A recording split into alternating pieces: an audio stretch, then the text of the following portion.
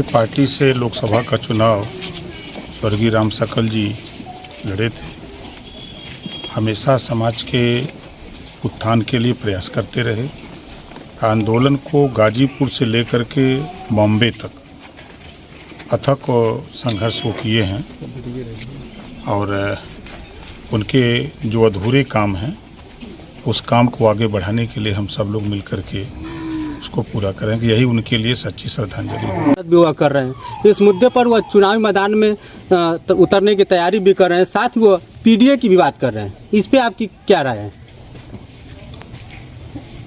एक पुरानी कहावत है, सत्ता में जब आदमी रहता है तो कुछ नहीं समझ में आता है। सत्ता में थे तो जातिवाद जनगणना याद नहीं आई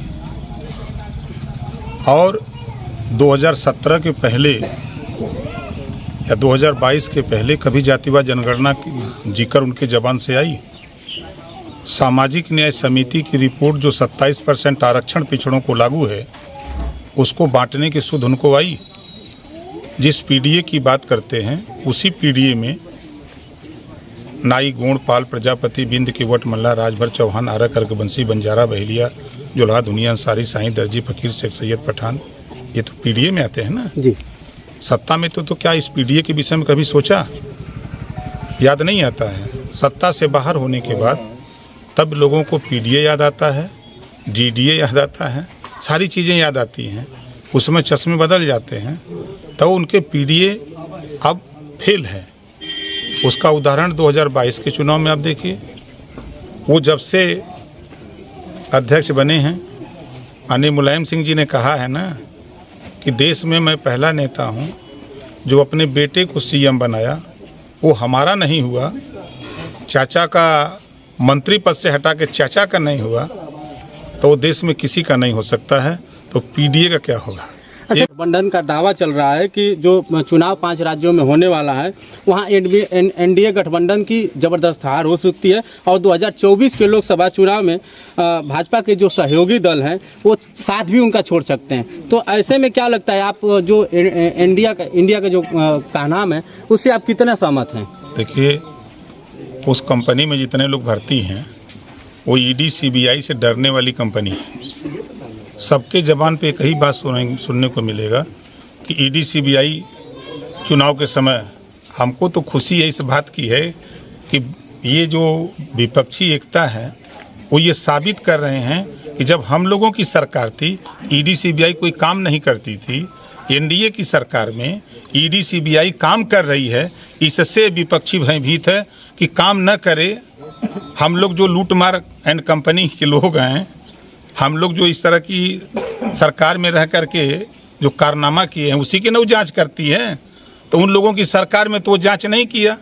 कम से कम एनडीए की सरकार जो है दिल्ली में मोदी जी के नेतृत्व में और योगी जी के नेतृत्व में कम से कम जांच हो रही है, तो पिरात काहे के रहा? विधायक जी, अभी आप देवरिया गए हुए थे लेटेस्ट में और कहे तो वहाँ पे आप पीड़ितों के परिजन से भी मिले, लेकिन अब चर्चा है कि बुलडोजर की कार्रवाई की जाएगी, इस पर क्या कहेंगे?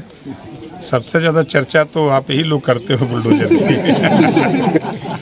देखो, ऐसी कोई बात नहीं है। देश कानून से चल रहा है, कानून के दायरे में सारी चीज़ें हो रही हैं। मैं फिर दोहरा रहा हूँ कि दोनों पक्षों से मैं मिला हूँ, दोनों पक्षों को आश्वासन दिया हूँ कि किसी के साथ अन्याय नहीं होगा। जो न्याय होगा जांच हो रही है। जो पूर्व में जिन लोगों ने दोषी काम नहीं किया, दोषी पाए गए, 15 पूर्व और वर्तमान एसडीएम, एसओ, एसएचओ, सीओ सब सस्पेंड हो गए, जिसको अभी परसों नरसों एक और सज्जन सस्पेंड हुए, 16 लोग हो गए। तो सरकार कटिबद्ध है न्याय देने के लिए। दोनों पक्षों की जांच हो रही है, जो क्षण के आएगा वो कार्रवाई होगी। देखा जाए मंत्री जी, जो भाजपा के ही सांसद पर वो सरकार की बुलडोजर नीति है वह कहीं ना कहीं गलत है और इस तरह यह बुलडोज किसी मकान बनाने में कितना समय लगता है, कितने मेहनतें करने पड़ती है, तो बुलडोजर नीति को उन्होंने इस तरह का सवाल किया है सरकार से। क्या कुछ कहेंगे आप? क्या आप लोग उनके बयान का बाल का खाल निकाल रहे हैं? उनके बयान को पढ़िए, सुनिए जरा। देखिए, यही होता है ना कि आप लोग ऐसे मास्टरमाइंड हो भाई कि बाल का खाल निकाल देते हो। तो चर्चा भी चल रहा है, सुनने में भी आ रहा है कि जल्द ही आप मंत्री भी बनने वाले हैं। तो क्या लग रहा है कि दारा सिंह चौहान भी आपके साथ आ सकते हैं? इस पर आप क्या कुछ कहना चाहेंगे? नवरात्र में कुछ ऐसी कुछ नई खबरें मिल सकती हैं? हम भी सुन रहे हैं, चैनलों पर आप लोगों के देख रहे हैं। अब एथेंटिक न्यूज कोई मिले तो बतावें आप लोगों को। अभी आप हाल ही में बिहार गए हुए थे और वहाँ पे आपने एक नारा दिया था, जो ज़मीन सरकारी है वह ज़मीन हमारी है। क्या यूपी में भी ऐसा ही कुछ कहेंगे?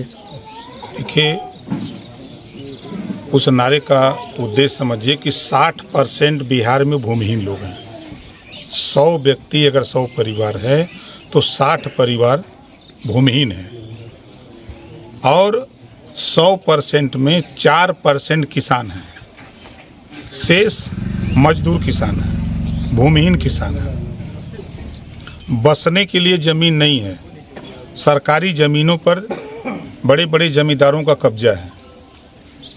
तो जो सरकारी ज़मीन है, अगर उनको आवास के लिए 5 डिसमिल आवंटन कर दी सरकार, जैसे अमीरों को फैक्ट्री लगाने के लिए देती है, उसी तरह वहाँ के गरीबों को 5 डिसमिल ज़मीन आवास के लिए, जो सरकारी ज़मीनें हैं वो कृषि आवंटन के लिए, उनको पट्टा कराने के लिए, गरीब अशिक्षित है वहाँ सबसे ज़्यादा, आप भी समझ रहे हैं, पूरा देश जानता है कि सबसे ज़्यादा शिक्षा बिहार में है, लेकिन वहीं सबसे ज़्यादा IAS और IPS भी बिहार में पैदा होते हैं। तो अशिक्षा की वजह से वो जिस भाषा में समझते हैं, हम उनको उस भाषा में समझाने का प्रयास करते हैं कि भाई जो सरकारी ज़मीनें छूटी हैं, लोग कब्जा किए हैं, वो ज़मीन हम आपको दिलवाना चाहते हैं। आप संगठन बनाओ, तैयारी करो।